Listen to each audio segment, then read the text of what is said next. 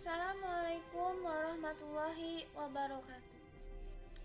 Selamat pagi, selamat siang, selamat sore, dan selamat malam.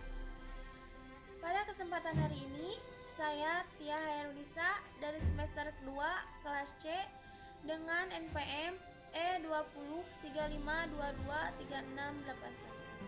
Saya merupakan mahasiswa STIA 11 April 9. Di sini, saya akan memaparkan salah satu materi mengenai jurnal penyesuaian dari mata kuliah Akuntansi Pemerintahan dan Perusahaan oleh dosen pengampu Ibu Lala Sulasti, Esos MSI.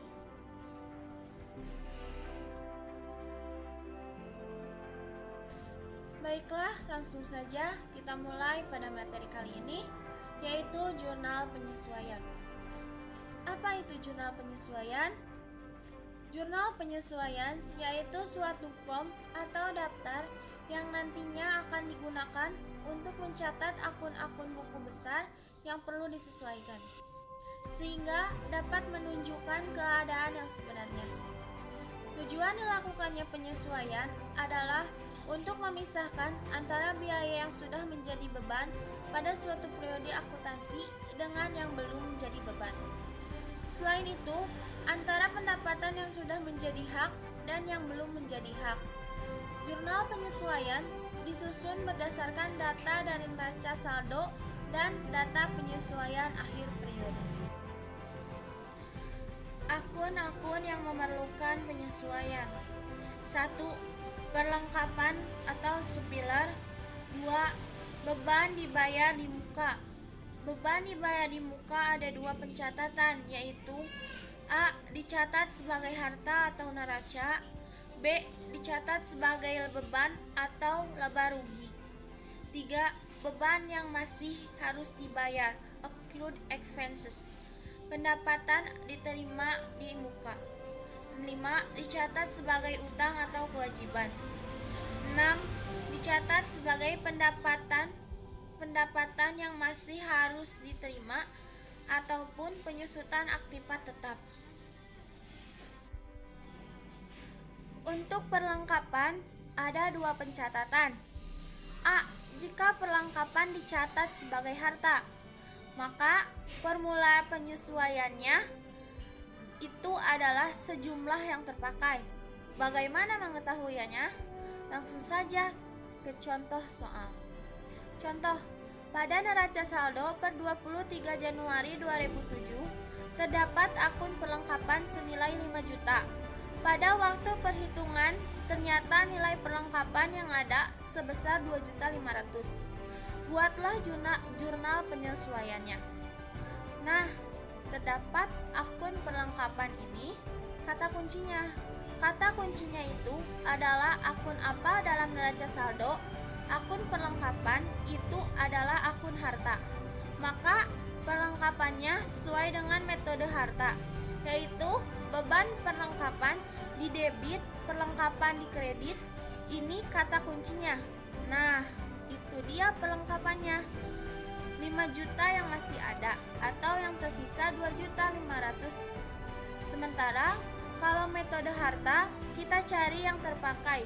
Berarti yang terpakai berapa? Ialah 2.500.000, yaitu 5 juta dikurang dengan 2.500.000. Nah, jadi beban perlengkapan di kredit 2.500.000 dan di debit 2.500.000. B. Jika perlengkapan dicatat sebagai beban. Contoh, pada neraca saldo per 23 Januari 2007 terdapat akun beban perlengkapan senilai 5 juta. Pada waktu perhitungan ternyata nilai perlengkapan yang ada sebesar 2.500.000. Buatlah jurnal penyesuaiannya. Nah, kata kuncinya akun apa dalam neraca saldo adalah akun beban perlengkapan. Berarti sejumlah yang tersisa. Nah, itu kata kuncinya. Berarti awalnya 5 juta, yang masih ada, yang masih yaitu 2.500.000. Nah, gak perlu kita hitung lagi, langsung saja masukkan angkanya. maka jurnal penyesuaiannya adalah perlengkapan di debit 2.500.000, beban perlengkapan di kredit 2.500.000. Jadi sama-sama 2.500.000. Beban dibayar di muka. Nah, yang kedua yaitu beban dibayar di muka. Untuk beban dibayar di muka ada dua pencatatan, yaitu jika dicatat sebagai harta atau metode neraca. Nah, formula penyelesaiannya adalah beban titik-titik di muka. Titik-titik ini bisa kita isi dengan sewa, iklan, ataupun asuransi. Biasanya hanya 3 akun ini. Nah, kalau dicatat di harta, ini formulanya. Jumlah rupiahnya adalah sejumlah yang terpakai. Bagaimana kita mengetahuinya? Sebagai harta, langsung saja ke contoh. Contoh soal. Dalam neraca saldo tercatat sewa dibayar di muka senilai 13 juta. Pada tanggal 23 Januari 2007 menunjukkan sewa dibayar tanggal 1 November 2006 untuk 1 tahun. Jurnal penyesuaiannya yang dibuat pada akhir periode adalah, nah, garis bawahi neraca saldo tercatat sewa dibayar di muka. Ini adalah akun harta. Yang menentukan bagaimana dia dicatat berarti sewa dibayar di muka dicatat sebagai harta. Berarti kita harus cari berapa yang terpakai, yaitu pada tanggal 1 November 2006 kita bayar sewa dimulai sebagai harta. Kata kuncinya, sewa dibayar di muka akun harta sampai 1 tahun itu berakhir tanggal 1 November 2001, 1 tahun. Sementara tanggal 33 Januari 2007 parodi perjumlahan yaitu buku. Nah, itu sebanyak yang terpakai. Yang terpakai itu dari tanggal 1 November 2006 sampai periode tutup buku. Itulah yang terpakai sampai kita tutup buku. Terpakai 3 bulan. Berarti yang tersisa itu adalah dari awal Maret 2007 sampai awal November 2008. Itu sebanyak 9 bulan sewa yang telah menjadi beban dan sudah dijalani, yaitu 3 bulan. Terhitung dari November sampai dengan Januari 2006. Berarti yang terpakai itu 3/12 dikali 13 juta sewanya, yaitu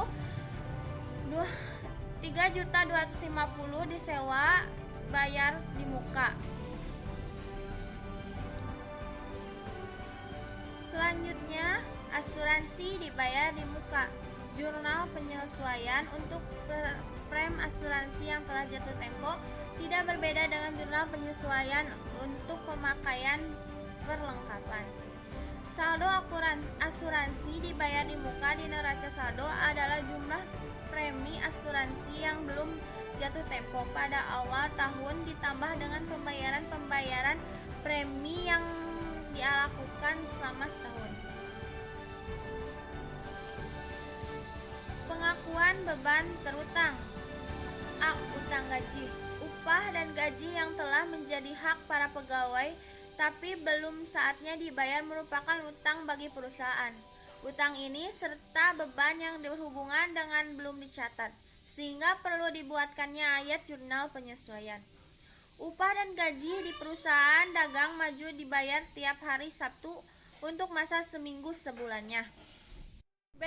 Utang bunga. Seperti halnya utang gaji, utang bunga adalah utang beban bunga yang jasanya telah digunakan tetapi saat pembayaran belum tiba.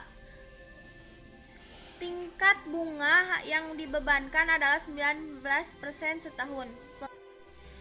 Baiklah rekan-rekan, begitulah perangkaian materi mengenai jurnal penyesuaian yang dapat saya sampaikan kali ini. Semoga dari apa yang saya sampaikan dapat bermanfaat bagi rekan-rekan semua. Tentunya di sini saya meminta maaf apabila materi yang saya sampaikan terdapat kekurangan atau kekeliruan. Cukup sekian, saya ucapkan terima kasih kepada rekan-rekan dan juga kepada Ibu Lalas Sulastri Esos MSI yang telah memberikan bimbingan dalam mata kuliah akuntansi kepemerintahan dan perusahaan. Wabillahi taufiq wal hidayah. Wassalamualaikum warahmatullahi wabarakatuh.